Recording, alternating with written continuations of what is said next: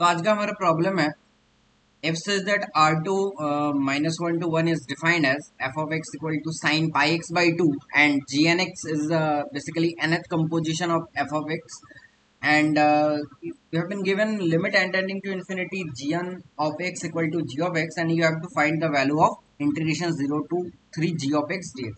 तो वीडियो को पॉज करें एंड इस क्वेश्चन को 4 to 5 मिनट्स ट्राई कर लीजिए, देन हम इसका सोल्यूशन डिस्कस करेंगे।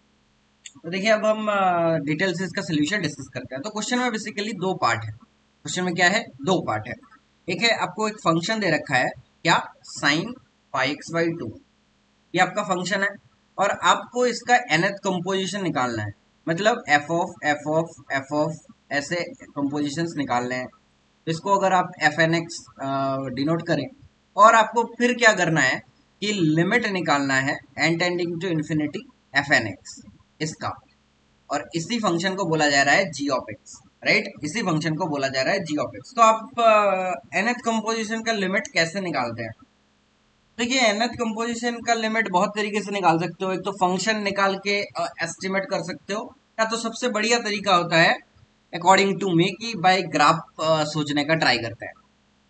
एक्चुअली ये जो इसी फंक्शन को जो जी ऑफ एक्स डिफाइन करके रखा है और आपको फाइंड करना है integration 0 to 3 G of X D X, right? ये आपको फाइंड करना है।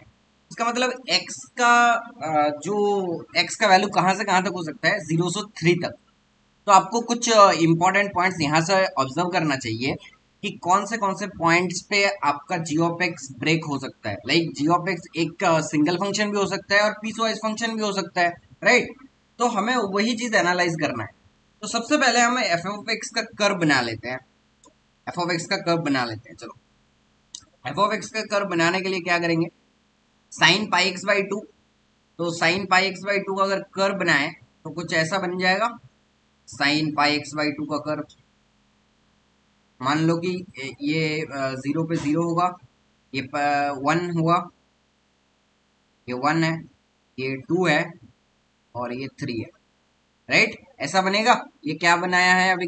कर्व क्या बनाया है? Sine pi X by two का कर्व बनाया, राइट? और आप ध्यान से देखिए तो इंटीजर पॉइंट्स पे इसका हमेशा इंटीजर वैल्यू आएगा। 0 पे 0, 1 पे pi by sine pi by two that is 1 और 2 पे 2। इस तरह से sign pi X by two का कर्व हमने बना लिया। ओके, अब हम अगर nth कंपोजिशन की बात करें तो पहले सेकंड कंपोजिशन की बात करते हैं। तो ये क्या होगा? साइन और उसके अंदर एक और इनपुट होगा sign pi X by to, right? Sign pi by two into sine pi X by two. तो इस तरह से हमारा इनपुट डिफाइन है। तो हम मान लेते हैं कि ये 0 से 1 वाला इंटरवल को ध्यान से देखो, 0 से 1 वाला इंटरवल को ध्यान से देखो। अगर मैं यहाँ पे y इक्वल टू एक्स को ड्रॉ करना चाहूं तो y इक्वल टू एक्स का कर्व कुछ ऐसा होगा। बहुत स्टूडेंट को डाउट आ सकता है ये कर्व इधर होगा या इस ग्राफ के ऊपर होगा। तो आप देखो इसका स्लोप निकालो 0 पे। 0 पे अगर स्लोप निकालो तो पाई बाई टू आएगा, दैट इज मोर देन 1, और y equal to X line का स्लोप है 1। तो एज द फंक्शन का x इक्वल टू 0 पे स्लोप ज्यादा है, इसका मतलब फंक्शन वाला कर्व ऊपर रहेगा, राइट? तो इस तरह से आप कंफ्यूजन को खत्म कर सकते हैं। अब आप सोचें कि 0 से 1 के बीच में अगर मैं कोई भी वैल्यू उठाता हूं, तो मान लो कि मैं कोई आर्बिट्ररी वैल्यू उठाता हूँ इधर की तरफ। मान लो कि ये वैल्यू मेरा बीटा है। तो ये जो बीटा होगा, ये ये y इक्वल टू एक्स वाला लाइन है, तो ये लाइन कितना होगा? ये वैल्यू बताओ कितना होगा? बीटा होगा, राइट? और ये वाला वैल्यू कितना होगा? ये होगा sign pi beta by to, right? तो क्लियरली आप देख रहे हो ये जो इनपुट है, ये जो इनपुट है, ये इनपुट बीटा। तो क्लियरली ये जो इनपुट है ये बीटा से बड़ा होगा।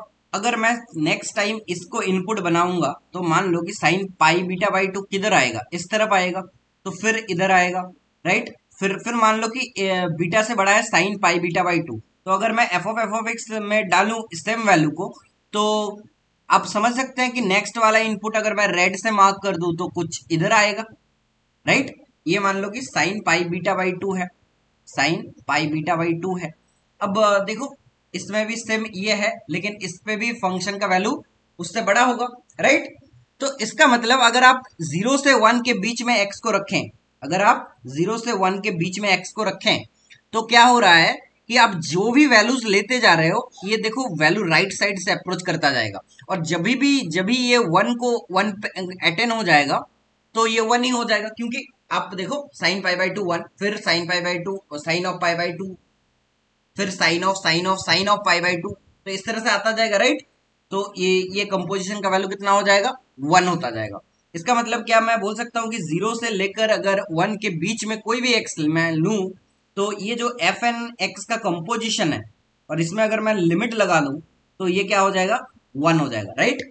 मैं फिर से एक बार रिपीट कर देता हूं। आपने सपोज करो कोई भी बीटा उठाया 0 से 1 के बीच में, तो ये जो बीटा होगा, इसमें फंक्शन का वैल्यू कितना होगा, साइन पाई बीटा बाई 2। अब क्लियरली बाई ग्राफिकली देख सकते हो, साइन पाई बीटा बाई 2 का वैल्यू बीटा से ज्यादा है, अगर बीटा 0 से 1 के बीच में है तो, राइट। और नेक्स्ट टाइम अगर कंपोजिशन लो, तो ये वाला वैल्यू इनपुट लेना पड़ेगा तब, राइट। तो ये वाला जब वैल्यू इनपुट लेंगे, तो ये ग्राफ किसका है, साइन पाई बाई 2 एक्स का ग्राफ है।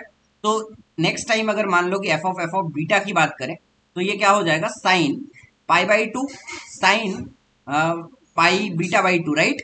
ऐसा ही होगा। तो ये अपना बेसिकली इनपुट है, क्योंकि ग्राफ है साइन पाई बाई 2 एक्स का। तो आप क्लियरली देखो कि ये वाला वैल्यू से ज्यादा बड़ा फिर इधर आएगा। अल्टीमेटली जाते जाते जाते जब एन टेंडिंग टू इन्फिनिटी की बात करेंगे, तो क्या होगा, ये 1 अटेंड हो जाएगा।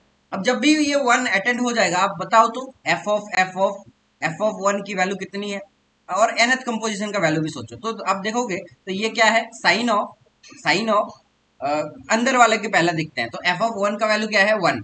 तो फिर एफ ऑफ 1 बन जाएगा, फिर एफ ऑफ 1 का वैल्यू फिर से 1 बन जाएगा, तो अल्टीमेटली साइन पाई बाई 2 बन जाएगा, और ये 1 ही होता रहेगा। तो nth कंपोजिशन का वैल्यू 1 हो जाएगा। मतलब 0 से 1 के बीच में मैं कोई भी वैल्यू लूं, ये अल्टीमेटली 1 पे जाके रुक जाएगा। इसका मतलब मैं यहाँ इधर लिख देता हूं। अब मैं लिख सकता हूं कि जो भी जी ऑफ एक्स है, जो भी जी ऑफ एक्स है, उसका वैल्यू क्या है, 1। लिमिट एन लगाने के बाद कब होगा ये, जब 0 less than x less than 1 है, राइट। ओके। अब देखो, अब ध्यान से देखना कि अगर मैं 1 से 2 के बीच में कोई वैल्यू लेता हूं, तो क्या होता। तो मान लो कि मैं इस यहाँ पे अल्फा कोई वैल्यू लेता हूं, तो ये अल्फा का वैल्यू को अगर ऑब्जर्व करोगे, तो क्या हो जाएगा कि ये अब फंक्शन का वैल्यू है, राइट। ये वैल्यू कितना होगा, ये वैल्यू होगा आपका sine alpha, sign pi alpha by 2, right. और इधर होगा अल्फा। इस बार अल्फा से देखो कम वाला वैल्यू आया है।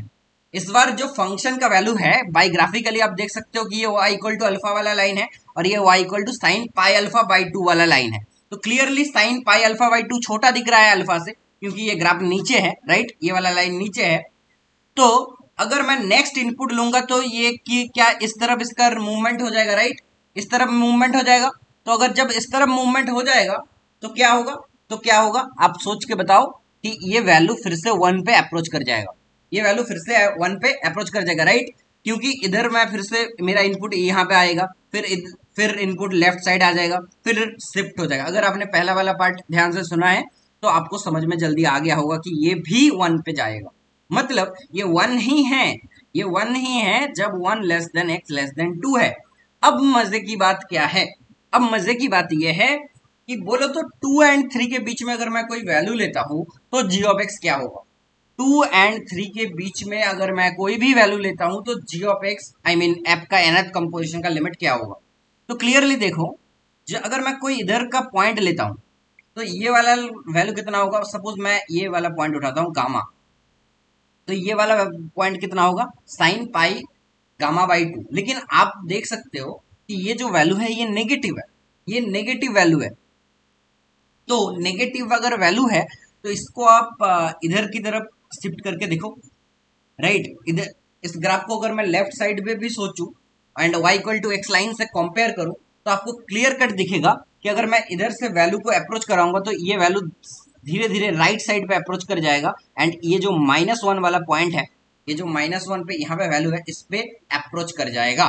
थोड़ा सोच के देखना, और अगर कोई भी डाउट हो तो टेलीग्राम ग्रुप में एक बार जरूर बता देना, वहां पे फिर से एक्सप्लेन कर देंगे। बट मैंने 2 को अच्छे से एक्सप्लेन किया। अब 2 to 3 का लॉजिक आप खुद सोच सकते हैं, और ये आप एक्सरसाइज की तरह भी लेंगे, मैं इसको ज्यादा एक्सप्लेन नहीं कर रहा हूँ। बस इधर देखिएगा ये वैल्यूज क्या है, नेगेटिव है। जब इसमें नेगेटिव साइड में सेम लॉजिक को लगाएंगे तो आपको पता चल जाएगा कि सारे वैल्यूज राइट साइड में शिफ्ट होते होते ये three X equal to three वाले पॉइंट्स पे जाके मर्ज कर जाएंगे।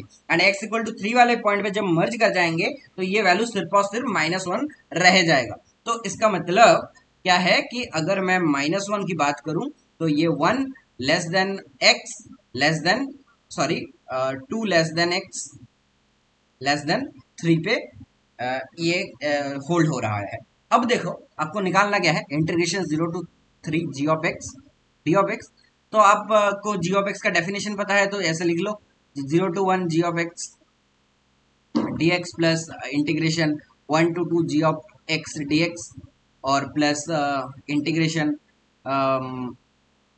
2 to 3 G of X D x.